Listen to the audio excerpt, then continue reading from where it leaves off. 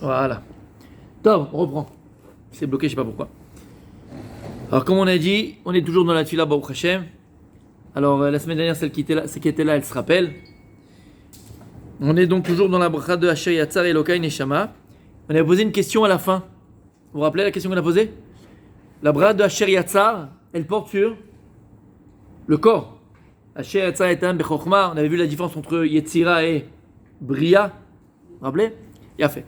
Et donc Asher Yatzar, c'est une bracha qui se pose, qui parle de l'intelligence divine. Comment Kadosh Baruch Hu, avec cette intelligence divine, il a créé le corps humain. Chaque orifice, verroulé. Donc sur le corps. On a dit que la bracha de Elokai, elle porte sur Elokai Neshama Tatabi Teora.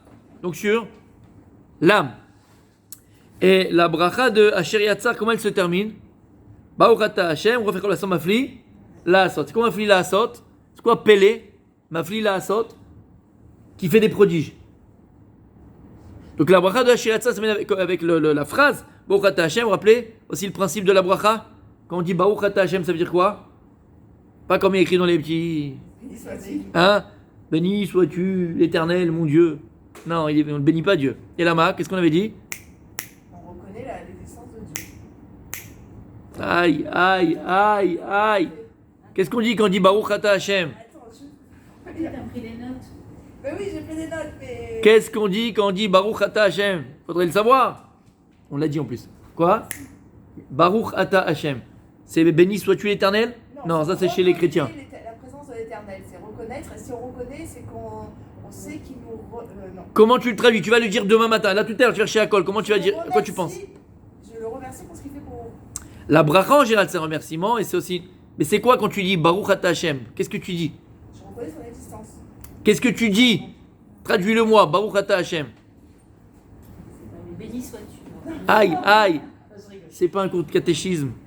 Toi, source de bénédiction. Comment? Toi, qui es. Ah, bon élève. T'as compris? Baruch Ata Hashem.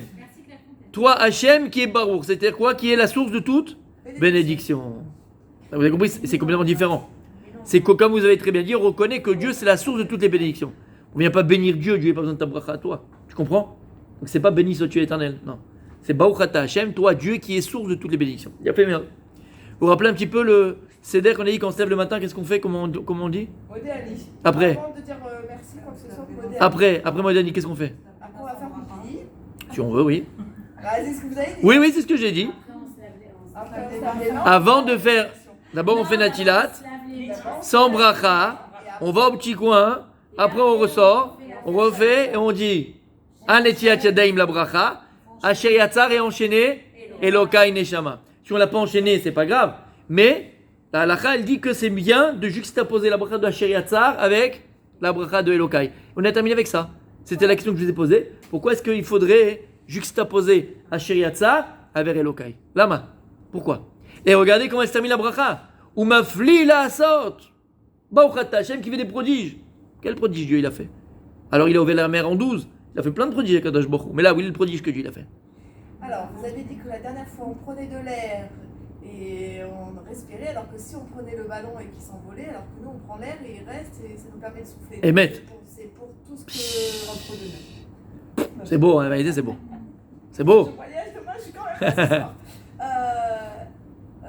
Donc, c'est pour le remercier de tous les miracles qu'il fait en nous. Il a fait tous les prodiges. Il a fait. Déjà, ça, c'est Émet. C'est très vrai. Très vrai. Pourquoi? Il a fait. Je mets 2 points parce que c'est beau. Alors écoutez bien. On a expliqué en long et en large que l'homme, il est fait de 2 entités. On est fait d'un corps, on est fait d'une âme. Le corps, on avait dit, c'est quoi? C'est la matière. Donc, c'est quoi la matière? La matière, c'est le temps, et le temps, il est fini, défini. Donc, le corps, il est limité, fini. Dans le sens où tu ne peux pas être en même moment à 2 endroits différents avec ton corps.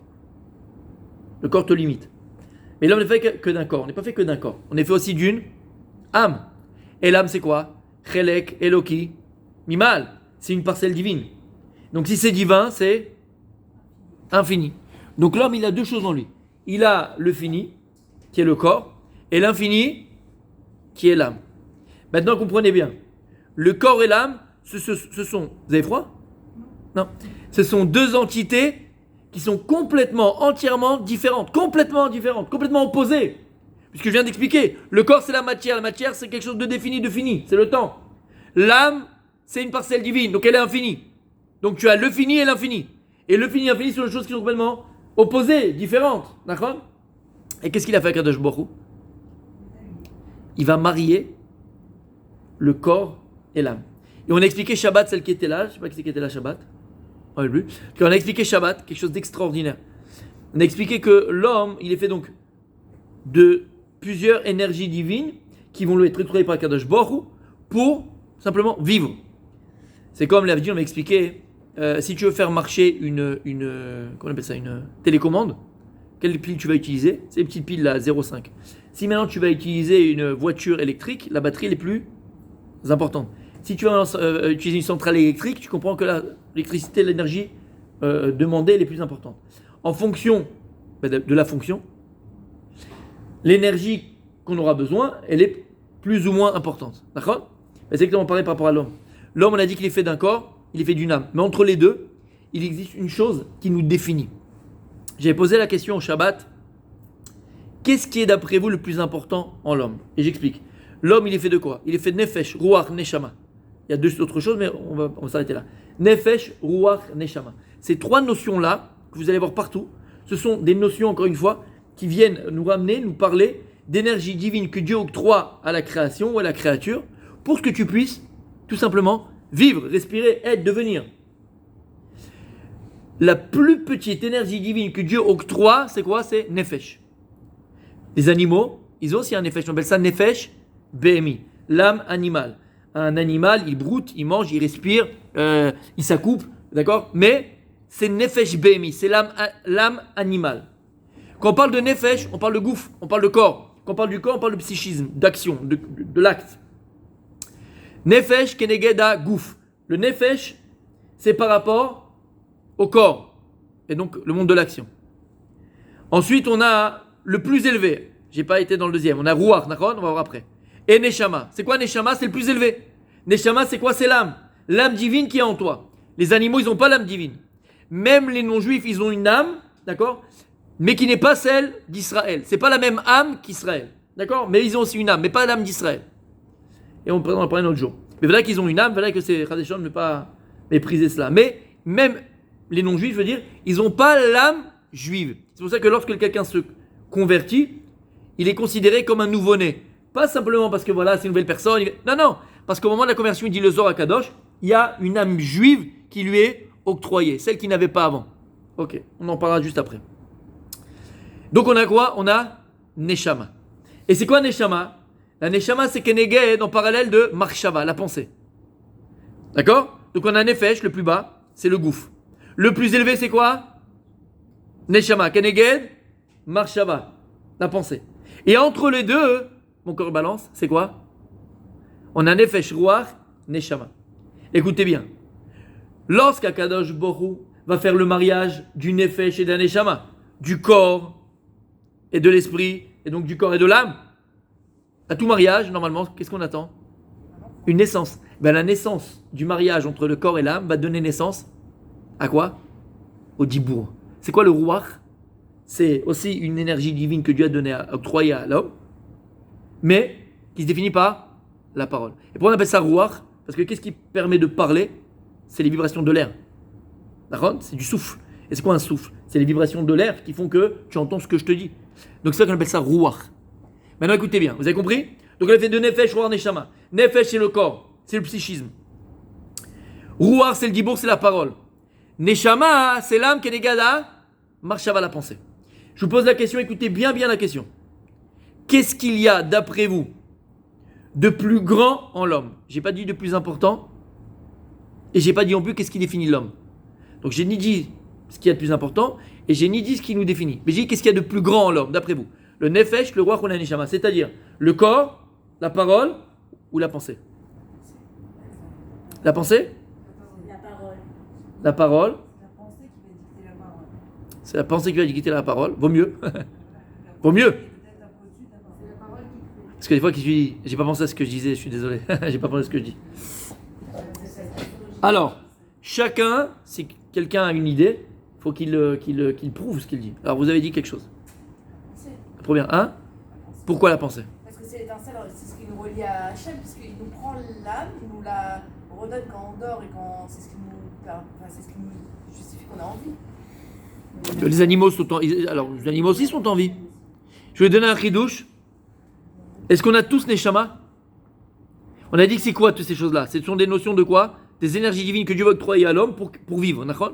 Mais explique le Zohar Kadosh, explique le Chachamim, que parfois il y a des hommes avec un grand H, d'accord? Quand je dis homme, on s'est compris, c'est nous tous, ok? Qui ne vont avoir que Nefesh Behemi. Les humains, ils ont que Nefesh Behemi. Ils n'ont pas ni Ruach et ni Neshama. Peut-être qu'ils l'avaient, mais ils l'ont perdu. Ou peut-être qu'ils l'ont jamais eu, mais ils n'ont jamais réussi à l'acquérir. T'entends ce que je dis? Ou parfois maintenant, il y en a que Ruach. Ou il y en a que le Nefesh, mais ils vont acquérir le Ruach et même monter à Neshama. Donc on n'est pas tous avec la même énergie divine. En fonction de ce que tu fais, de ce que tu es, de ce que tu te réalises, en vérité tu comprends pourquoi. Imagine maintenant, toi tu es une patronne, tu as une grande boîte, PDG d'une grande boîte, d'accord? Exactement. Grande entreprise, ok? Maintenant, tu sais, dans les entreprises où il y a des enveloppes, on appelle ça des enveloppes. D'accord? Il y a des projets et des enveloppes pour les projets. Maintenant, si le type, lui, son projet, c'est de amener du café tous les matins, D'accord? Bon, l'enveloppe, tu as compris quelle somme on va mettre dedans. Vous n'avez pas besoin de beaucoup, c'est 500 € par mois pour le café, pour les capsules. T'as compris ou pas? Mais si maintenant, toi, tu as un projet pour aller pour Bouygues dans toute l'Afrique. D'accord? Toute l'Afrique, tu vas faire Bouygues. L'enveloppe qu'on va t'octroyer est le plus important. Pourquoi? Parce que ta mission est la plus importante. Tu as compris ce que ça veut dire? C'est-à-dire que plus maintenant, toi, ta mission, elle devient importante. En vérité, toutes nos missions sont importantes. Mais plus tu vas être dans la mission que tu dois accomplir dans ce monde-là, et plus Akadosh Baruch Hu va te donner les moyens de l'accomplir, de la réaliser. Et pour ça, il faut de l'énergie, il faut une enveloppe. Tu ne peux pas réaliser de la même manière avec Neshama qu'avec Nefesh. Même l'animal, même la vache Marguerite en Normandie, la Nefesh, mon tzaddik. Elle m'a là, ça. Si tu es un animal, tu n'as pas besoin de plus. Si tu penses comme un animal, tu parles comme un animal, tu agis comme un animal, tu n'as pas besoin de plus, mon fils. Enfin, en l'occurrence, ma fille. T'as compris? Oui? Ok. Alors vous avez dit, c'est quoi? C'est Marshava. Vous dites quoi? La parole. J'ai dit ce qu'il y a de plus grand en l'homme. J'ai pas dit ce qu'il y a le plus important et j'ai pas dit ce qui définit. Elle s'exporte et on peut parler à Hachem, on peut parler à quelqu'un d'autre, on peut crier. Ça nous différencie des animaux. Vous savez pas comment on parle. Des fois, il vaut mieux être un oiseau. Mais c'est vrai ça. La parole est créatrice. La parole est créatrice. Emet. On fait plein de choses. Ouais. Beaucoup de la shonara, beaucoup de nagerie. Pas que. Ouais, non, pas que. Emet. Vous dites quoi? Qu'est-ce qui est le plus grand? J'ai bien dit le plus grand. Il y a plus grande chose en l'homme. Vous savez pourquoi je précise à chaque fois plus grand et pas plus important et pas ce qui nous définit? Parce que c'est différent. Il reste que le corps. Le corps, c'est le plus important? Non, peut-être. Non, moi je reste sur la parole. Ah, écoutez bien. Que ça soit un mélange de choses. Non. On peut pas faire la Suisse alors. Alors, ouais, la Suisse, ouais, exactement. Alors, écoutez bien. Explique le Rav Dessler, ce qu'il y a de plus grand en l'homme, c'est la marshava. Le plus grand. Pourquoi la marshava? On a expliqué. Puisque si tu penses uniquement le corps, on a dit c'est quoi? Le corps, c'est la matière c'est le temps. Donc, il est limité, défini. Comme on a expliqué, tu ne peux pas être au même moment à deux endroits différents. C'est impossible. Ton corps t'en empêche. Ton corps te limite. Qu'est-ce qu'il y a de plus grand en l'homme? On a dit que le nefesh, keneged dagouf. Maintenant, on dit que la marshava, keneged neshama. La marshava, la pensée, elle est en parallèle de la neshama. Ce qui te donne la marshava, c'est la neshama. Et la même manière que la neshama, elle est. Et donc, infinie, la marshava, la pensée, elle est infinie. C'est-à-dire que là, maintenant, tu peux être assise, d'accord? Mais en une minute, être dans tous les endroits du monde différents. Tu as fait le tour du monde par la pensée. C'est ce qui arrive très souvent. Pas besoin de prendre le billet d'avion. Quand tu fais la mida. Bon, Hachem, t'es sûr que tu vas penser à tout ce que tu veux sauf à la fila. Comment tu fais? On y est, Bezrat Hachem. Ouais, tu penses à tout sauf à la fila, mais c'est pas possible. Tu fais le tour du monde, même des trucs que tu sais même pas pourquoi t'as la pensée. Regarde, tu peux être là, ferme les yeux, tu fermes les yeux, tu te remets quand t'avais 14 ans, 12 ans, 11 ans, 15 ans, et tu te rappelles quand t'étais en vacances à jouer les pins, tu descends les trucs. Tu peux le revivre. Comment? Par la marshava. La marshava, c'est Galgada, Neshama. Donc, qu'est-ce qui peut délimiter l'homme? C'est la pensée. Qu'est-ce qu'il y a de plus grand? J'ai bien dit plus grand. dans l'homme, c'est la marshava. La marshava, elle est divine. C'est clair? La pensée, elle est divine. La pensée, elle touche l'infini. Donc ça, c'est ce qu'il y a de plus grand. Et qu'est-ce qu'il y a de plus important? Deux choses différentes. Ce qu'il y a de plus grand, c'est la pensée.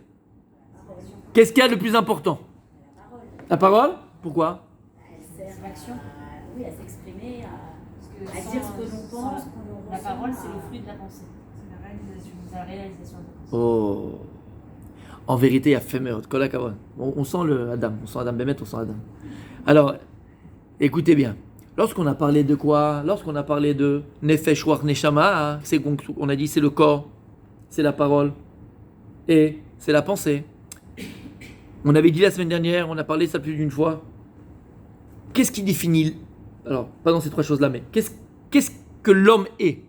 Écrit dans la Parashat Bereshit, Betzelem Elokim bara Oto. Dieu il a créé l'homme à son image.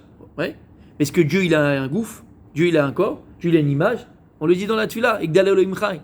En lo gouf, en lo dmutagouf. Dieu il n'a pas de corps, il n'a pas de forme de corps, il n'a pas d'image. Qu'est-ce qu'on dit? Dieu il a créé l'homme à son image. Ça veut dire quoi? Qu'est-ce qu'il a, Kadosh Baruch Hu? Dieu, il est entièrement Ratzon. Dieu, il est volonté. D'ailleurs, dans tous les livres, lorsqu'on parle d'Akadosh Baruch Hu, on veut pas définir parce que c'est pas le vrai mot, mais essayez-nous en tant qu'humains être limités, comprendre l'infini, on est obligé de donner des définitions. Et lorsqu'on parle de Dieu, on parle de Or En Sof Baruch Hu, lumière infinie éternelle de Dieu. Mais c'est quoi cette lumière infinie éternelle de Dieu? C'est son Ratzon. C'est pour ça que toujours tu verras dans l'histoire qu'est-ce qui est écrit? Yehi Ratzon milefanecha, Yehi Ratzon milefanecha. Dieu il est que Ratzon, Dieu il est entièrement volonté. Et lorsqu'Akadosh Baruch Hu il vient, il dit on va créer l'homme à mon image, Kaviachol, c'est qu'on va créer un être unique dans toute la création. Le seul être qui va me ressembler. Et de la même manière que moi, Akadosh Baruch Hu, je suis entièrement volonté, je vais créer un être unique dans toute la création, qui est lui-même entièrement volonté. Mais en cette volonté-là, va s'exprimer de deux manières différentes. Nefesh, Ruach, Neshama. Soit par la pensée, par la parole, ou par mes actes. C'est pour ça que dit Rav Dessler, le premier dévoilement de notre volonté, c'est d'abord la pensée. Ben oui, pourquoi?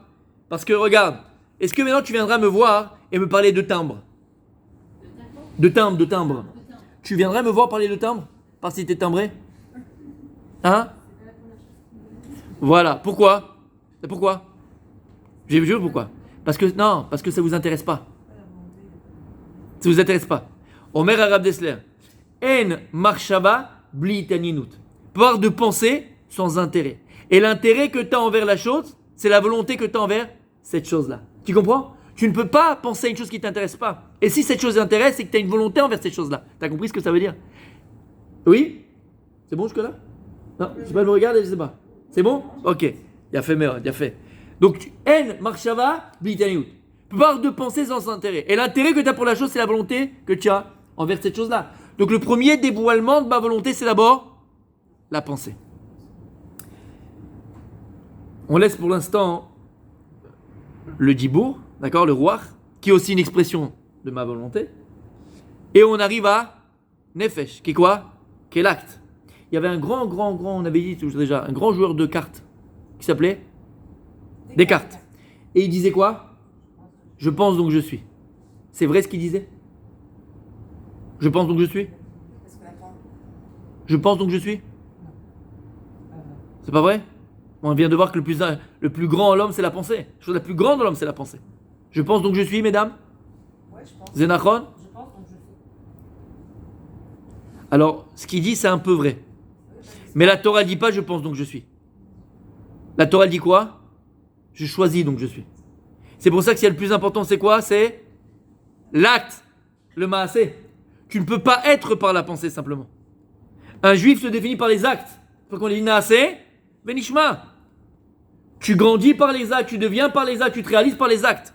Même ce qu'il y a le plus grand dans l'homme, c'est la pensée. Mais cette pensée, il faut qu'elle soit réalisée dans ma réalité. Il y a eu, et on peut le revoir, il y a eu, comme on dit, il y a eu des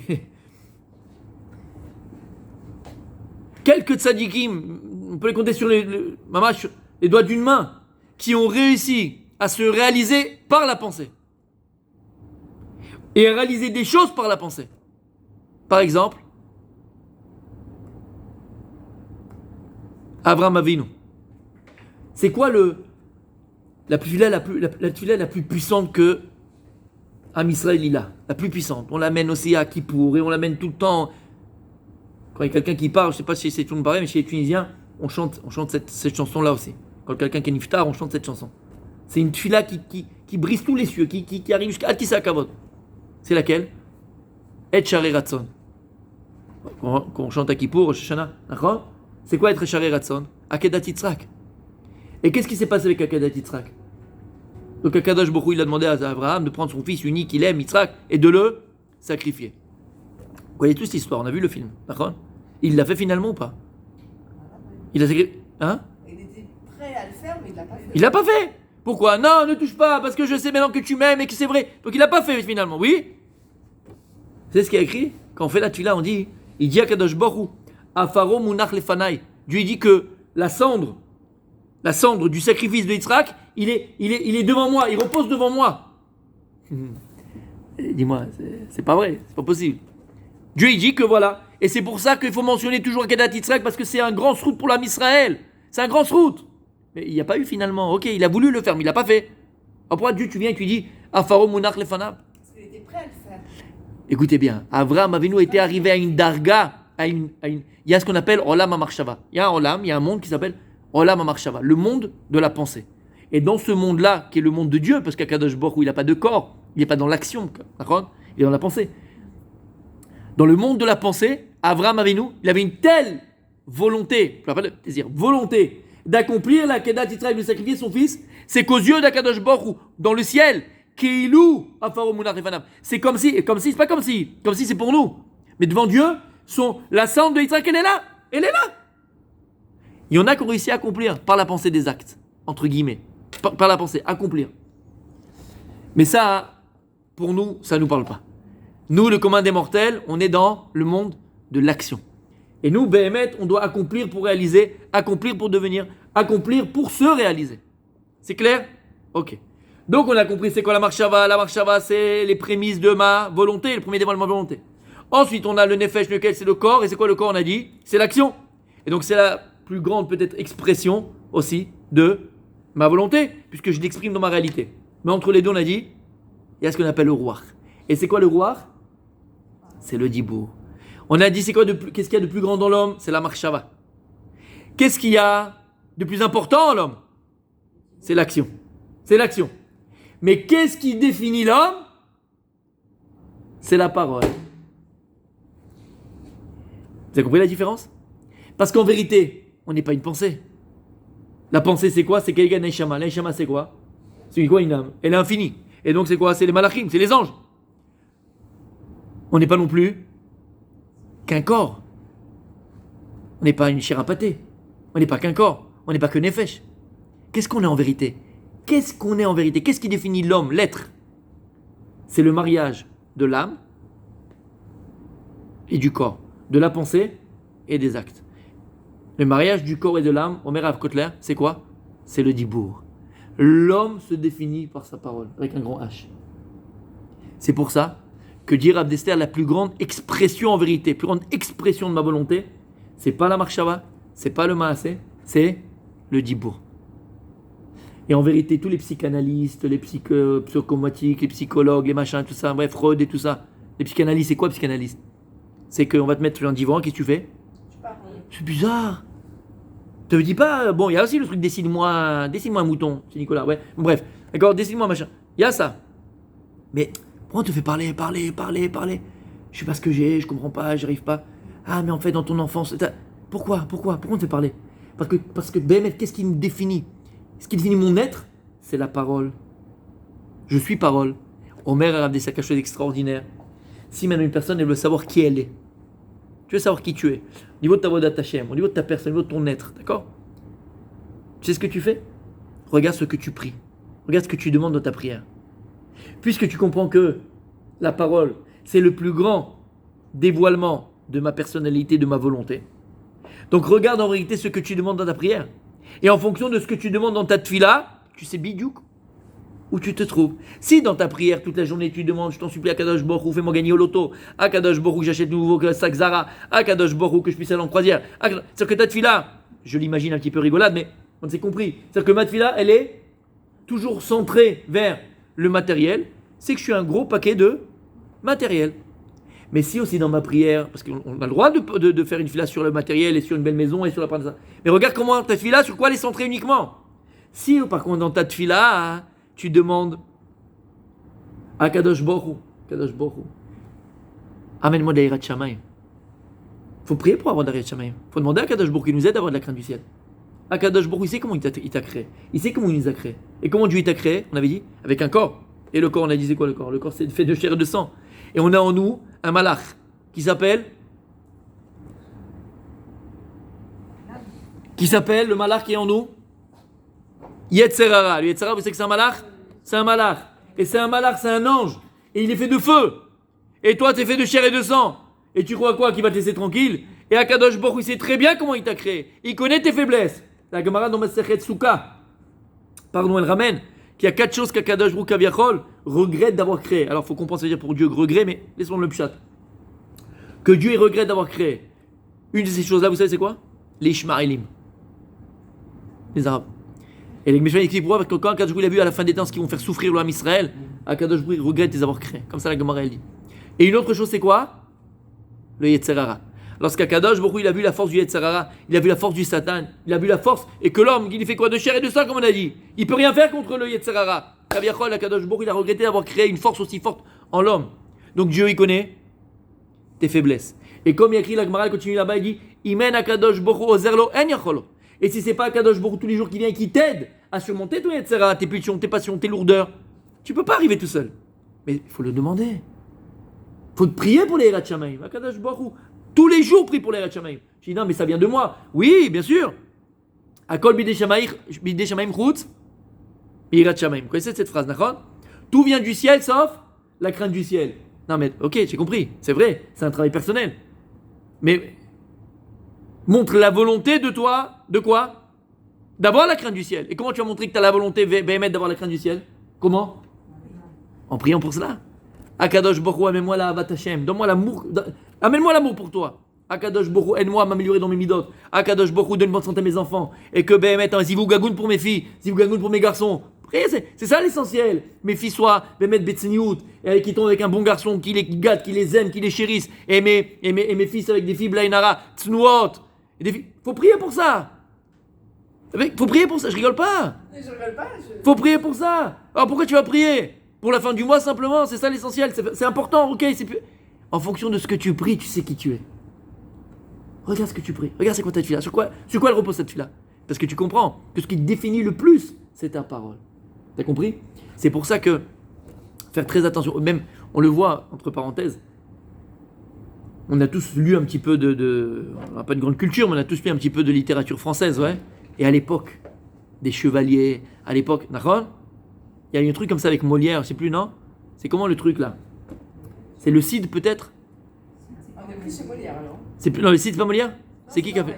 C'est qui? Corneille. Ah, c'est Corneille peut-être, non? C'est quoi, avec l'honneur d'une parole, l'honneur de j'ai donné ma parole.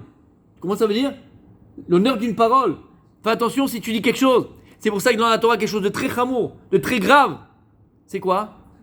Quand tu fais un vœu, c'est-à-dire que tu fais un éder et que tu tiens pas ton éder. On l'avait vu en plus d'ailleurs. C'est pas bon. Quand tu montes à la Torah, j'ai toujours monté à la Torah, parce que des fois, pas par mauvaise intention, parce que tu as oublié. Tu montes à la Torah, tu dis je donne 100 shekels à la synagogue, blin éder. Dis blin éder, t'as le éder. De pas tenir parole. En vérité, tu as compris pourquoi? Puisque ce qui te définit, c'est quoi? C'est ta parole. Donc si maintenant tu ne tiens pas parole, et tu n'existes pas. Tu n'es pas. Comprenez à quel écart? Alors on revient, on pourrait développer ce inyan-là, Mehmet. Il y a une Gemara dans Masechet Psachim. La Gemara dans Psachim, elle explique, elle est là, elle reparle de ça. Psachim, de quoi on parle dans Psachim, après vous? C'est facile. Il y a fait, c'est pas difficile. On parle de quoi dans Psachim? On parle de Pesach. Et la première Mishnah, elle commence comme ça. Or le arba asar bokin et achametz. C'est quoi or le arba asar? Quand est-ce qu'on fait biket chametz, mesdames? Quand? Quand, s'il vous plaît, quand? Le soir du 14. Tout à fait, soir du 14. Dans la Mishnah écrit, on parlait de obscurité, de lumière, d'accord, la semaine dernière. Or les Arba Asar. C'est quoi or? À la lumière du 14. Donc c'est le Boker, le jour. On le fait le jour, nous? Non, c'est la nuit. Eh ben alors, qu'est-ce qui se passe? On fait pas comme écrit dans la Mishnah? Mais si, mais parce que le Parce que 14 la au lumière soir, sort de c'est la. l'obscurité. Voilà. Et alors? C'est le début du jour. Mais c'est C'est ce qu'il a dit. Quoi? Eh ben, Le jour n'existe pas, c'est la nuit qui. Non, parce que. Quoi, le jour n'existe pas? Vous rigolez ou quoi? Parce que chez les Juifs. Non, attends, on va mélanger tout. Mais il y a écrit or, lumière, c'est pas Boker. C'est le début. C'est le début. Or, c'est lumière, mes amis. Or, c'est Boker. Lumière. Non, ça y est, je sais. Ah, attention. Parce qu'on a dit que ça sort de l'obscurité, mais l'obscurité chez nous, les Juifs, Oui. c'est le jour. Ah non. Non, on a dit un truc comme ça la semaine Oui, dernière. on a dit que On a dit que c'est. Bah, j'apprécie la persévérance. Bravo. la lumière n'existait non. Ouais. Ce qu'on a dit la semaine dernière, c'est que la lumière n'existait que grâce à L'obscurité. la Oui, mais l'obscurité, Bien fait. il racontait que dans l'obscurité, chez nous, c'était le début du jour. Voilà, nous on commence à compter à partir du RF. Exactement. Eh ben donc. Donc quoi? Mais il n'y a pas écrit RF, il y a écrit or. Il y a pas écrit Crocher. Il sort du Or, c'est le matin. Oui, mais il sort du RF. Donc au matin, Baboker, le 14, on fait le petit 4 mètres. Non, on fait le soir. Oui, mais parce que le Boker, il commence à tomber la nuit. continuer. Ah ben non. Ah non. Ah, le Boker commence pas à tourner la nuit. C'est le RF, le Boker, c'est le Boker. Peut-être que or, c'est pas que la lumière du jour, c'est la lumière divine aussi. C'est pas une question que de jour et de nuit. Là, on veut te dire, techniquement, quand est-ce qu'on fait le petit 4 mètres? Techniquement. Après, on peut essayer de. C'est très beau, c'est magnifique. Mais là, techniquement. Non, c'est très joli. Bémet, hein. Ah ouais, bah, je reconnais de toute façon Bémet, Blainara. Très intelligent, votre fils. Il a adoré. Ah non, mais il est très intelligent. Blainara, non, faut pas le lâcher. Je lui ai dit, il faut pas lâcher. Non, il est très vif. Bémet, je rigole pas. Hein. Je lui ai dit honnêtement, très très vif, Blainara. Il a des parents. Je sais pas, moi je connais le père, après la mère. Je plaisante, on rigole. Oui. Or, l'herbe, ça c'est Baboker. Arrêtez. Et la main. Parce Oh. qu'on fait la lumière de la bougie. Et on se sert de cette lumière-là. Alors, c'est pas Or l'herbe à ça. C'est joli, il y a fait, c'est très joli. Mais pshat, texto, c'est pas ça. Ah, écoutez bien ce qu'a dit la Gemara, écoutez bien. La Gemara, elle vient, elle nous explique. Non, en vérité, quand il y a écrit Or l'herba ça, alors c'est pas Baboker, c'est pas le matin. Or, c'est le matin, d'accord?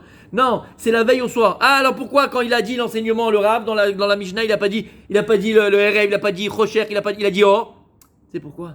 Il a pas voulu commencer la Masechet, la Mishnah, par un langage obscur, négatif. Oh, mais en vérité, il a changé pour que tu comprennes, mais en vérité, c'est Rocher. Et ne t'inquiète pas, hein, n'aie pas peur, tu sais pourquoi il a fait ça? Il a pris ça de la Torah. Lorsque Dieu il vient nous permettre de manger les aliments qui sont purs, qu'est-ce qu'il y a écrit dans la Torah? Rappelez-vous? Les animaux théorim, il y a écrit. Et lorsque Hachem il dit qu'on n'a pas à manger les animaux qui sont impurs, il n'y a pas écrit Tmeim, qu'est-ce qu'il y a écrit? Les animaux qui sont enam théorim. Il n'a pas voulu employer un langage tamé, sale, pas beau. T'entends? Le Tana, il vient t'apprendre comment utiliser ta bouche. Mais c'est pas grave. J'ai fait tomber un café. M. Tu dis avec le M. Pourquoi? C'est Yetzerara. Il est en train de te pourrir de l'intérieur. Il te pollue ta bouche, il te pollue ton être. C'est ce qui te définit. T'as fait tomber du café, c'est l'eau. Zut. Oui, mais le but final, la pensée finale est la même. Ah, c'est la même. Mais j'ai pas l'impression quand tu dis le mot tu te sens mieux. Ah, j'ai tout sorti là. Non, tu t'es sali. Tu t'es sali. Et là, je rigole plus parce que ça fait beaucoup de peine. Des fois, c'est dans les couples. Ah, mais t'es. Hein? Qui tu parles? Tu parles à ta femme? Ou tu parles à ton mari? Il se parle comme ça? T'es. Oh! Bon, tu peux dire non, t'es bête ou. Bon, allez, tu peux dire. Mais des mots, des grossièretés entre mari et femme. Tu pollues ta personne. Et qu'est-ce que tu pollues en plus maintenant? Les enfants. Ton couple. Bah, les enfants, n'en parlons pas. Ça, c'est un plus respect ni pour personne. Mais ton couple. Ça s'appelle la pollution. Fais attention comment tu parles. Le Tana de la Mishnah, il a voulu changer sa parole. Il n'y a pas de négatif. De ta bouche, il faut qu'il sorte que des choses positives. Belles, bonnes, lumière. Et la Gemara, elle continue. Il y a 3 dapim sur la Gemara pour t'expliquer comment il faut utiliser la bouche et comment faire attention de... Et là-bas, la Gemara, elle ramène encore une autre histoire. Elle dit que il y avait un type À chaque fois qu'il avait un problème de parking, entre guillemets, hein, d'accord, on se fait un petit peu là aujourd'hui, mais problème avec quelqu'un de Shrenout, comment on dit Shrenim? Voilà, de voisinage, ou l'Odama, tout de suite. Ah, Djin Torah, on fait un Djin chez le Day, on va chez le Day. Ils ont dit celui-là, il était pour tout, il fait comme ça. Ils ont fait une enquête, le Bedjin, à l'époque là-bas, dans les Gemara. Ils ont vérifié d'où il venait, du Chevet. Dan. En vérité, il exprimait quelque chose d'inconscient en lui, il savait même pas d'où il venait, lui. C'était depuis des générations. Il venait du Chevet Dan. Il y a un autre, celui-là, rien que tu le voyais dans la rue, il disait, ah là là, un jour j'achèterai un bateau, et je ferai le tour du monde, et j'irai machin. Comme ça, il dit la Gemara. Et celui-là, il parle que de bateau, que de mer, que de machin. Ils ont vérifié le Bedjin, ils ont été voir d'où il venait. D'où il venait? De qui il venait? Zevouloun. Zevouloun, c'est les bateaux, il va à la batterie, il prend la mer. Et la Gemara, elle dit, attention, quand tu parles, quand tu exprimes des choses conscientes ou des choses qui sont inconscientes. C'est pour ça que vous savez, c'est quoi là? On n'est pas Pessah, mais ça approche. Alors, une chose, je veux pas mettre la panique, mesdames. Commencez déjà votre Hametz. Vous rigolez, mais je peux parler de ça là, il n'y a même pas sur quoi Shabbat où il y a 2-3 jours avec ma femme. Bémet, on parlait de... Voilà, Rosh Hashanah. C'était fini Pessah, je lui ai dit voilà, c'est Rosh Hashanah. Il m'a dit on a encore 6 mois. Quel 6 mois? Voilà, c'est Rosh Hashanah. C'est Rosh Hashanah, mais ça passe comme ça. C'est pas Pessah, c'est pas pareil. Pessah, c'est demain. Pessah, c'est demain, mesdames. La vie, tac, pouf, paf, tout passe. Alors, je vais pas mettre la rasra parce qu'on n'est pas comme ça, mais on s'est compris. D'accord. Et Shabbat, comment c'est Shabbat? Shabbat à Shabbat, Shabbat à Shabbat, Shabbat à Shabbat, Shabbat. Qu'est-ce qu'on fait? Qu'est-ce que je fais Shabbat à manger? C'est vrai ou c'est pas vrai? Baruch Hashem. Dès lundi. C'est vrai que dimanche c'est un peu le truc, mais dès lundi c'est fini. C'est pas possible. Bon, il y a une explication à ça. Vous savez pourquoi? Petite parenthèse dans la. Non? Pourquoi est-ce que le temps, on a l'impression qu'il passe de plus en plus vite? Vous savez pourquoi? Il y a une réponse. Cette réponse, qu'est-ce que vous avez dit? Alors il y a il y a une étude qui fait que c'est vrai que le temps, mais malgré tout, le temps est relatif par rapport à l'âge. Émet. Mais malgré tout, on a posé la question. Je reconnais là bien mon Rabbi David. Hein. C'est marrant. Hein. On avait posé la question au Gaon de Vilna. Le Gaon de Vilna, c'est il y a 250 ans. Vous imaginez, 200 ans. Gaon de Vilna. Et Talmidim nous dit, Rabbi, pourquoi on a l'impression que le temps il passe à leur époque à eux? Alors imagine aujourd'hui. Qu'est-ce qu'il a répondu? Il leur a dit, dites-moi, Yom Shishi avant Shabbat, comment ça se passe chez vous? c'est la guerre, d'accord? Et un truc de fou, hein? C'est tout le monde pareil. Que ce soit en hiver ou en été, t'es toujours la bourre. Pourquoi? C'est pas possible. Bon, d'accord? Et on court et on est là et on a l'impression que ça passe vite et j'ai pas eu le temps, j'ai pas fait le gâteau, j'ai pas fait le machin. Voilà, Rasra, d'accord? Pourquoi en vérité? Parce qu'on est juste avant Shabbat. Et dit en vérité, vous savez que ce monde-là, hein, il a 6000 ans. L'an 6000, après c'est Biat HaMashiach, ça sera Shabbat. On vivra 1000 ans de Mashiach, ça sera le Nirvana, ça sera, bon, c'est pas le cours de mais Nirvana, ok? Et là on est quoi en 5780, on est proche de la fin. Il dit à chaque fois que tu es proche de Shabbat, c'est là où c'est le Lachat, c'est là que ça va, il n'y a plus le temps, Henzman. C'est pour ça que le temps, on a l'impression qu'il passe très vite. Il y a un Lachat de fou, parce qu'on est juste avant Shabbat. Très vrai, très beau. D'accord? Donc qu'est-ce qu'on disait juste avant, mesdames? Vous avez suivi bien sûr? Je ferme la parenthèse. On était à Pessah, exactement. C'est bientôt, on a dit. Voilà. En vérité, vous savez, c'est quoi la fête de Pessah? Qu'est-ce que. Non, mais Béhémet, non, je ne peux pas. Mais c'est très vrai. Mechila, c'est très vrai. En tout cas, qu'est-ce que c'est que la fête de Pessah pour vous, mesdames? C'est quoi Pessah? La fête? À part le ménage. Au niveau non spirituel, au niveau de ce que ça nous apporte, c'est quoi Pessah? La délivrance. Il a fait. On appelle ça la Géoula, d'accord? Il a fait. Géoula de quoi? De qui? L'esclavage. De l'esclavage, d'accord. C'est quoi Pessah? Très vrai, ouais. Très vrai. Après ça. Après. Mais c'est Pessah. Reste dans Pessah. C'est quoi Pessah? La renaissance. Les Géoula. Allez, on reste dans la Géoula, d'accord? Géoula de quoi? On est délivré de La brioute. De? On est délivré d'Égypte, de Paro, de l'esclavage. Ça, c'est le film CCB 2000. On reçoit la Torah. Oui. Ah, je croyais que vous alliez dire quelque chose. C'est la Géoula de quoi? La délivrance de quoi? Des corps? On était esclaves, on faisait les pyramides pour Pharaon, c'est ça? C'est quoi Pessah? Alors dans Pessah, il y a écrit la réponse. Dans Pessah, il y a la réponse. Et il y a quoi aussi? Et c'est quoi Pessah? C'est quoi Pesach? c'est C'est quoi une parole. sikha? Sikha mamtina. C'est quoi sikha? C'est une discussion, c'est une parole, d'accord? Pesach, c'est la bouche qui parle. Pesach, c'est la fête de la Géoula. Quelle Géoula? Géoula ta paix. C'est la libération de la parole. Les premiers, les Français n'ont rien appris au Ham Israël. Ouais, liberté d'expression. Non, c'était en Égypte. Quand tu veux maintenant assujettir un peuple, faire preuve de totalitarisme sur un peuple, qu'est-ce que tu lui voles? Droit d'expression. Sa parole. Il n'y a qu'une seule pensée, qu'une seule parole. Celle du tsar, celle du totalitaire, celle de Staline. Tu voles la parole à un être, tu lui voles sa liberté. Shamata, tu voles la parole à quelqu'un, tu lui voles sa liberté. Pessah, c'est la bouche qui parle. C'est pour ça que la mitzvah du soir de Pessah, c'est quoi la plus grande mitzvah qu'on a chacun? Veigadeta levinecha. Tu vas raconter à toi et tes enfants. C'est ça la mitzvah qu'on a le soir de Pessah. C'est ni faire les machins, le psoki, tout ça, ça c'est bien, mais magnifique. Mais c'est quoi la mitzvah qu'on a le soir de Pessah? C'est raconter à nos enfants. Pessah, c'est la fête de la liberté. La liberté de quoi? De la parole. À partir du moment où on est sorti d'Égypte, on a pu devenir, parce qu'on a été libre de s'exprimer. C'est pour ça que le bourreau d'Égypte, celui qui va essayer d'empêcher la sortie d'Égypte, il s'appelait comment? Paro. C'est quoi Paro? Péra. La mauvaise parole. Paro, tout son corps, c'était quoi? Dans sa bouche. C'est pour ça que lorsque maintenant, il va appeler Yocheved et Myriam, parce qu'elles étaient les sages-femmes des Juifs, d'accord? Et il va dire, il faut tuer les garçons. Qu'est-ce qu'il va leur dire? Il va changer leur nom. Il les appelait Poua et Shifra. Pourquoi tu changes leur nom? Il pensait qu'avec le Kohar Hadibour de changer le shem de Yocheved et Myriam, il pouvait leur influencer de la Harzariout. Il pouvait leur influencer de quoi? La cruauté. Mais elles sont restées comment? À s'appeler Yocheved et Myriam. C'est une des 4 choses qu'on n'a pas changé en Égypte. Nos noms, nos habits, notre langue. On ne s'est pas mélangé aussi aux Égyptiens, aux Égyptiennes. On est resté fidèles. Shamata. T'as compris c'est quoi Pessah maintenant? Alors on peut encore le développer, c'est pas le cours d'aujourd'hui, mais juste pour qu'on reste pas bête. Pessah.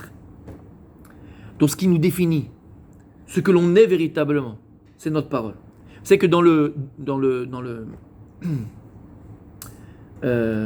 on appelle ça? Chez les, oh là là, Yahalomim, ouais. Comment, parce qu'ils travaillent le diamant, comment ils appellent ça? Voilà, merci. Chez les diamantaires, vous savez que chez les diamantaires, jusqu'à aujourd'hui, moi j'avais un cousin qui travaillait dedans, moi il travaillait plus longtemps, mais il travaillait dans ça. Il m'avait dit à l'époque que tu vas voir 2 Chinois, diamantaires. T'es à Shanghai maintenant. Ils sont en train de faire négocier pour une émeraude ou pour un diamant, d'accord?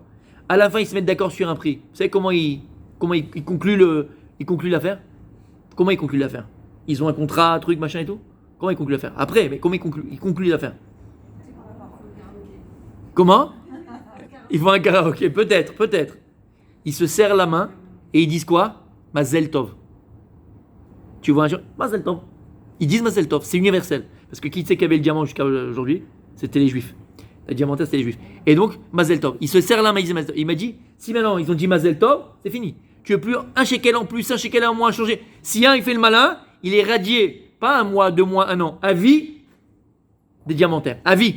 Il a sorti de sa bouche. Et à l'époque, c'était tellement vrai. Quand quelqu'un il disait quelque chose, la parole, elle avait un sens. Alors, Mechila de faire un peu ce rapprochement, mais c'est pas pour rentrer dedans, mais c'est exactement ce qui s'est passé au niveau politique aujourd'hui. Le gars, il a signé devant la télé, il a dit, je serai pas assis avec lui, il l'a répété 1000 fois, il est machin. Ça, t'as pas honte? Oubliez, oui, c'est bien, on s'en fout. Je parle stam, regardez aujourd'hui, qu'est-ce qu'elle vaut la parole? Alors, on savait très bien que la parole d'un politicien, c'est 000, et même de Bibi, de tout le monde, tous les politiciens du monde, de tous les politiciens, tous les partis. La politique, c'est un sac à crabe. Faut le savoir. C'est comment on appelle ça? C'est la religion d'un politicien. Comment il disait à Tzadik, Rabbi Lutfinès? Hein? Promettez-leur tout, et moi je ne donnerai rien. D'accord? Voilà, c'est ça, bien sûr. Oui. Voilà, pensez comment ça se termine. Jamais. S'il y a une de vous qui peut m'expliquer tous ces brels, je ne comprends toujours pas. Tu sais, avant les élections, ils sont là, Chirac. Ils sont là, ouais. Ils ont rien à foutre de la revue, ça. Non, mais en plus, tu sais que toi, tu vas même pas avoir les miettes, quoi. Ça sera pour lui et ses copains. Qu'est-ce que tu fais? Et après, ils font la fête sur les Champs-Élysées. Ouais. Qu'est-ce que t'as gagné quoi, toi? T'as gagné quoi? Le chômage? Qu'est-ce que t'as gagné? Compris? Ouais, bon, jamais compris. Si quelqu'un peut m'expliquer, je comprends. D'accord? Non, faut être brel pour croire à la politique. Alors, on a besoin, sinon c'est l'anarchie. Ok, je vais pas entrer dans les détails, mais. Ouais, comment? On peut toujours avoir pire. Ouais, c'est sûr. Non, non, bien sûr, bien sûr. Je veux même pas rentrer dans le. Mais d'accord, en général, un politicien, c'est un menteur. Mais c'est son métier. C'est le seul métier où le type, il est honnête. Je vais te mentir. Ça, tu vois, c'est clair. Ne crois pas ce que je vais te dire. Bref, la parole. Mais à l'époque, les gens ils étaient prêts à mourir pour leur parole. C'est pour ça que je parle un peu de littérature. On a vu dans ces choses-là, dans les littératures, le type qui a donné sa parole, verroulé. Il était prêt à mourir pour sa parole. Ah, mon grand-père Patel il m'a raconté une histoire quand il était à Tunis, à Bossie de verrouler sur ça. Mais ça l'avait tué, une histoire avec la parole verroulée. Mais à l'époque, il n'y a pas très longtemps, nos grands-parents, ils disaient un mot, c'était fini. Ils tenaient parole. Et c'est pour ça que c'est des gens qui se sont réalisés. C'est des gens qui ont vécu et qui sont réalisés. Le problème que nous, on a, c'est quoi? Et même dans la Bodat Hashem. Prends exemple, on arrive, alors là, ne me dites pas, c'est pas. Non, ça y est, on est dedans. On arrive au mois des Louls, on arrive à Rosh Hashanah, on arrive à Kippour, d'accord? Et en général, c'est le bilan. Et je parle pour moi, hein, tous les ans, qu'est-ce qu'on fait? Kadosh Baruch Hu, excuse-moi, ça j'ai pas bien fait, mais voilà, cette année je prends ça sur moi. Ouais. Déjà le soir de Kippour, combien de fois j'ai pris sur moi de pas m'énerver, Bémet? Des fois c'est le soir, moi de ces Kippour déjà t'as béni. Pourquoi? Tu sais pas. Et le problème, encore une fois, oubliez le problème. Si on va maintenant au niveau Bémet profond de la chose, c'est que puisqu'on n'a plus la valeur de quoi? De la parole, et on part chacun avec soi-même, parce qu'on n'a même plus la valeur de notre parole. Mais pas par rapport aux autres, par rapport à soi-même. On n'est même plus crédible vis-à-vis de nous-mêmes. Et donc t'arrêtes de croire en toi. Combien de fois t'as voulu, combien de fois t'as essayé, combien de fois tu l'as dit, combien de fois tu l'as, et t'as pas tenu ta parole. Vis-à-vis de toi-même. Ce qui est peut-être le plus important, Béhémet, mesdames, c'est de être fidèle à sa parole. Et je pèse mes mots. Être fidèle à sa parole. Être Neeman. T'as dit quelque chose, tu le fais. Dans l'éducation des enfants. Combien de fois pour les faire taire? Ouais, je te regarde, tu sais quoi, après je t'amènerai au parc, après je te... Pourquoi c'est pas bon? Pourquoi c'est pas bon? Parce que t'es plus crédible. T'es plus crédible. T'es plus crédible. Et la crédibilité, c'est ce qui est le plus important. Pour croire en soi, pour qu'on croit en nous. Alors c'est vrai qu'il y a des gens qui croient ou pas en toi, ça ne peut pas te faire plus chaud ou froid. Mais il y a des gens qui t'entourent. Et eux, ils ont besoin de croire en toi. Ton conjoint, ta conjointe. Combien de fois il t'a dit n'importe quoi? T'as rendu compte en fait qu'il n'était pas du tout là-bas, il était là-bas. Et combien de fois toi t'as dit mais en fait c'était pas... Combien de fois, des fois, il y a quelqu'un il m'a dit oui mais bon, je fais pas des bêtises, c'est bon parce que voilà, j'ai dit ça comme ça. Non. Non. Dis que tu vas voir un match de foot, je vais voir des copains, un match de foot, c'est bon, tu vas le dire. Dis pas que t'as un dossier à terminer, machin, t'ménique. Je dois boire un match de foot. Je vais aller prendre un café avec un tel. Dis, je vais boire un café avec un tel. Alors c'est vrai que t'as pas de mauvaise pensée, arrière-pensée, tout ce que tu veux. Mais applique-toi, éduque-toi et éduquons-nous à être juste dans nos paroles. Plus tu vas être juste dans ce que tu dis, ce que tu exprimes, plus tu seras juste en vérité par rapport à ce que tu es. Puisque la parole, c'est quoi? La plus grande expression de ma volonté. Si tu ne tiens pas parole, c'est quoi ma volonté? C'est ce que je suis. Donc si tu ne tiens pas parole, tout simplement, ben, tu n'es pas. Le plus grand malaise intérieur que l'on peut vivre, c'est, entre guillemets, lorsqu'on ne sait pas, on ne comprend pas la portée d'une parole, de ce que l'on dit. Est-ce que c'est clair? Alors maintenant, on peut revenir à Shea Tzaret Adam Bechokma Elokai Neshama. Omer Rav Kotler, c'est pour ça que tous les matins, lorsque tu te lèves, qu'est-ce que tu dois faire? Tu dois faire Shea Tzar et juxtaposer à cela Elokai Neshama. Pourquoi? Et tu termines et on dit la bracha, ma fille asot Elokai Neshama. C'est ça le pélé que Dieu il a fait. Akadosh Baruch Hu, il va marier deux choses complètement contradictoires, le corps et l'âme, la pensée et l'acte. Et le mariage de la pensée et de l'acte, le mariage de la neshama et du corps va donner naissance à ce que tu es, à ce qui te définit. Plus simple. Ce qui te définit, c'est quoi? C'est la parole. Et c'est pour ça que tous les matins quand tu te lèves, c'est à ça que tu dois parler. Fais attention. Fais attention à ta parole. Fais attention comment tu vas t'exprimer. Fais attention au plus du détail de ce qui va sortir de ta bouche. Comme j'ai dit, attention de ne pas salir ta bouche par du nivoulpé, par de la grossièreté. On a dit que la parole, c'est ce qui te définit, c'est ce que tu es. L'autre, il disait, je veux un bateau, je veux aller à la mer. C'est qu'il venait de Zvouloun. Lui, il venait de Dan. Entre guillemets, il parlait toujours il venait de Dan. La Gemara raconte dans Masechet Kiddushin. Il y avait des familles là-bas qui se disputaient. Et une famille, elle a dit à l'autre, vous êtes une famille de mamzerim, vous êtes des bâtards. Chacham, ils ont dit, attends, stop, là c'est grave. Ce qui a été dit, c'est grave. Ils ont fait une enquête, ils ont trouvé finalement que quoi? Que la famille qui a exprimé que vous êtes des bâtards, en vérité, c'était eux. Parce que pourquoi toi maintenant dans ta tête c'est venu ce mot-là? Pourquoi c'est venu ça maintenant à ce moment-là? Parce qu'en vérité tu exprimes quelque chose de conscient ou d'inconscient. Donc fais très attention à comment tu utilises ta bouche. Et c'est pour ça, mesdames, que tous les matins quand tu te lèves, il faut juste savourer ces deux brachot là. C'est quasi impossible. Je suis en train de réfléchir. Oula. Qui le fait? Parce que quand Qui le fait que quoi? Qui juxtapose ces brachot? Eh ben, le fait qu'il l'ait dit. Ben, tout le monde. Quand on se lève. Oui. Je vais Netilat Yadayim. D'accord. Il faut la Et connaître on par fait cœur. nos besoins. Voilà. Après on sort. Les mains, on sort, on fait Ashariata. Non. Non, on fait Netilat Yadayim. On fait Netilat Yadayim. Voilà, avec la bracha. Ashariata. Avec la bracha. En pyjama. On va pas. Après, Eh ben, on s'habille. On va notre prière. Alors, j'explique. Donc en fait, il y a un temps. Pas du tout. Oui et non. Oui et non. Par exemple, devant Hachem en pyjama. 2 secondes. 2 choses. Tu fais bien modérer dans ton lit Pyjama, sans c'est- être non, non, non, il n'y a en pas le nom Non, mais je sais pas. Voilà, il n'y a pas le nom d'Hachem. Sinon, je préparais mes affaires. Il y avait- Alors non, très bonne question. Déjà, je me suis mal exprimé, peut-être ou pas l'expliquer.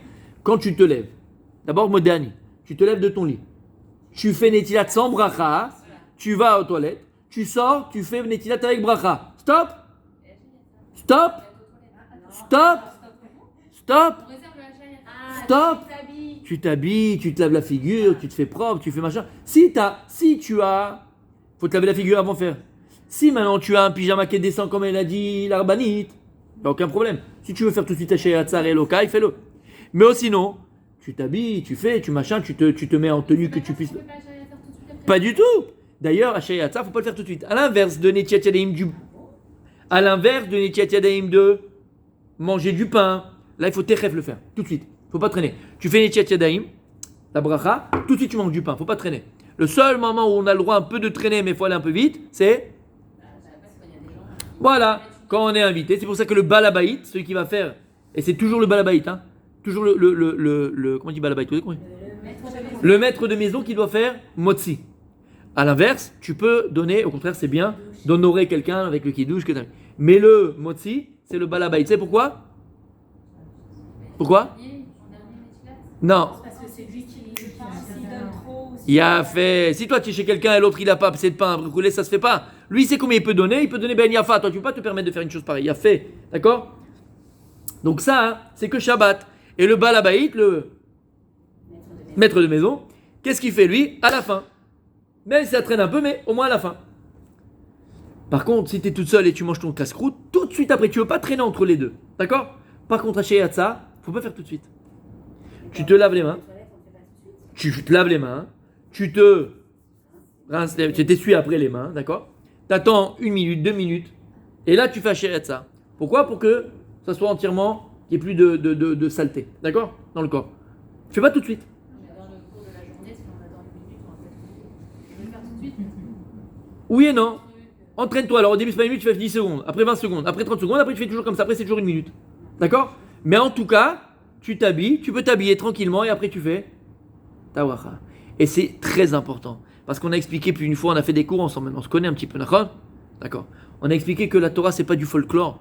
La Torah c'est pas tu serais né dans une tribu au Kenya chez les Maasai, ben tu aurais été Maasai. Non. La Torah c'est pas simplement un mode de vie. La Torah c'est la vie. Et lorsqu'on vient, on te dit par exemple tu te lèves le matin, on sait très bien quand on met les chaussures, on met d'abord le droit, après le gauche, on scelle le gauche, après on scelle le droit. Tu vas dire bon, c'est pour prendre la tête encore. La Torah est là pour te prendre la tête. Non.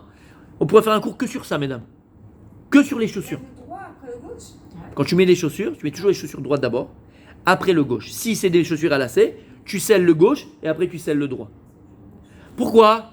C'est pas le cours d'aujourd'hui. Mais même ça a une explication. Même ça, il y a quelque chose de puissant en toi. Si tu fais ça, tu as une puissance en toi. Puissance. Pour faire le droit, ah oui, D'abord le droit, après le gauche. Tu scelles le gauche et après tu scelles le droit. mais même pour les gauchers. Pour tout le monde. Pour tout le monde.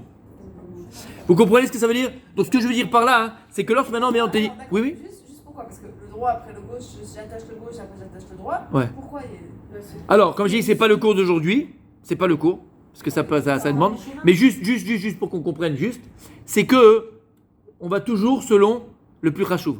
Même quand tu vas dans ta douche, Mechila, même quand on va aux toilettes, Shulchan Aruch, hein, c'est pas, voilà, tu fais Shulchan Aruch, tu vas l'apprendre. Même quand tu vas aux toilettes, dis comment, avec quelle main tu dois t'essuyer. Excusez-moi d'accord. On ne doit pas s'essuyer avec la main droite, c'est avec la main gauche. Pourquoi? On a acheté des choses ce soir. On a pris les choses. Pourquoi? Non mais attendez, qu'est-ce que quand tu vois ça? Qu'est-ce que tu dis? C'est bizarre quand même. Même la main avec laquelle tu vas... Oh, vous êtes fous les religieux, vous êtes fous la Torah, ils sont fous ces juifs. Même là. Oui. Pourquoi? Parce qu'on te dit, ça c'est pshat. Après on rentrera dans les compréhensions plus profondes, mais c'est le cas de le dire. D'accord? Ben en tout cas, d'accord? Non, s'il vous plaît, restez concentrés. La main droite, tout ce qui est droite, c'est le plus important, plus chachouv. C'est pour ça qu'à chaque fois c'est la main droite, on fait la bracha avec la main droite. La main droite c'est le plus chachouv. Donc puisque c'est le plus chachouv, il faut lui donner une priorité. Et c'est le cours qu'il faut qu'on fasse absolument. Et ça dérange des fois des personnes, pas ici je sais, mais certaines personnes, comprendre que dans la Torah il y a une hiérarchie. Dans tout il y a une hiérarchie. Alors que ça plaise ou ça plaise pas, il y a une hiérarchie. En malasot. Même dans le corps, pardon? Non, pas du tout, c'est pas ça. Non, faut pas dire ça. Non. Mais il y a une hiérarchie. Une hiérarchie dans l'âme Israël. Cohen, Lévi, Israël. Ah, mais toi t'es Israël. Non, moi aussi. Tu peux jusqu'à demain matin, t'es pas Cohen. Tu comprends ce que je veux te dire? Oui ou non? Il y a une hiérarchie. Il y a l'aîné, il y a le cadet, il y a le Benjamin. Eh ben, il y a une hiérarchie. Et le Benjamin, il veut être l'aîné. Sadik, l'aîné, il prend double dans l'héritage des parents. Malasot, t'es pas un aîné. C'est pas moi qui l'ai donné, c'est la Torah qui a donné une hiérarchie. Mais c'est pas que lui il est mieux que toi. C'est pas que le Kohen il est mieux que le Israël. Parce que de la même manière que le Israël a besoin du Kohen, le Kohen a aussi besoin d'Israël. C'est que la mission elle est différente, c'est tout. Mais il y a une hiérarchie. Si on a cette hiérarchie au niveau humain, il y a une hiérarchie au niveau du corps. Une hiérarchie. C'est quoi le plus important dans le corps? C'est la tête. Lorsque tu vas dans la douche, là la Chal te dit, qu'est-ce que tu dois laver en premier? La tête. Alouette. Même là, on te dit comment te comporter dans ta douche. Tu vas commencer par la tête. Pourquoi? C'est le plus rachouf, c'est la neshama, elle est là. C'est le plus important, c'est la tête. Et on commence par les pieds. T'as compris pourquoi? Non, mais je suis sérieux. Ça va jouer sur ton psychisme. Ça va jouer sur ta... Et ce que je dis, c'est pas de la blague, mesdames, Bémet. Ça va jouer sur ton psychisme. Ça va jouer sur ta personne, consciemment ou inconsciemment. Commencer par la tête, c'est ce qu'on fait à Rosh Hashanah. On mange la tête de poisson ou la tête de... Ah, et on vient en chier la roche vélo la zanav. Oh là là, c'est joli, c'est folklorique, c'est une belle image. Non, c'est pas une image. Yiratson, milefanecha. C'est un ratson Hachem. On demande à Hachem qu'on soit toujours la tête. C'est quelque chose qui va nous porter vers. Vous comprenez ce que je veux dire? Quand on te dit à tes enfants, tu leur dis pas, dis-moi la vérité. Traîne avec des gens intelligents, traîne avec des bons élèves. Pourquoi tu dis ça? C'est pareil, parce qu'ils vont te porter à. Mais c'est pareil. Toutes ces choses-là, consciemment ou inconsciemment, elles vont nous porter. Et lorsque tu vas te lever le matin, Besrat Hachem, et maintenant tu vas faire comme ça avec juxtaposer, essayer de juxtaposer ces deux brachot là, tu vas être porté maintenant par ta parole. Tu vas prendre la parole que Dieu il a mis en toi, elle va prendre une autre valeur. Et si ta parole prend une autre valeur, en vérité, c'est ta personne, ta personnalité, ta volonté qui prend une autre valeur. Je te dis la semaine prochaine, Besrat Hachem.